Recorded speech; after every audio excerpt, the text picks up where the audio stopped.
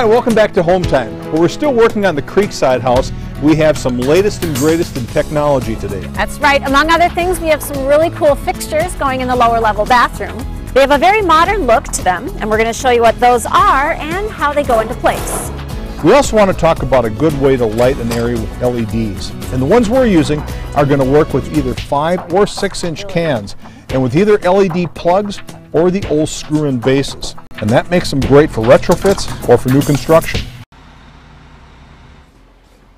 Now, the majority of the lighting in the house is coming from recessed lights that the guys put in before drywall during the electrical rough-in. The housings are typically secured between the ceiling joists, flush with the bottom of the joists, so that the openings for the lights end up flush with the surface of the drywall.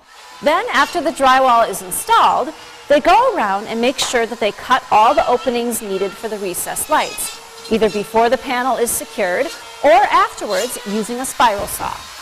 Now, to finish off the recessed lights, we're using a couple of different LED modules with trims that cover up the gaps between the drywall and the openings. The trims are already attached. Now, this particular version works for both 5 and 6-inch cans. It has a connector here that just plugs right into your LED housing. And if you have existing incandescent lights that you want to change to LED, it comes with this handy adapter. Now, as far as installation goes, there's 2 ways we could go. We could do either these torsion springs here or these friction clips which come with it. Both of them hold it nice and snug in place.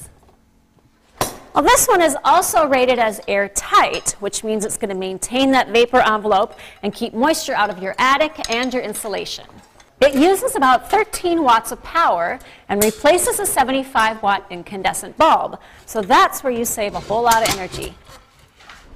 Now, this particular light is stationary, but sometimes you want the light to highlight something like a piece of art or a nice cabinet, and that's where you want a little bit of mobility. This one is similar to the first light, but it has this movable gimbal here, which is going to focus the light exactly where you want it.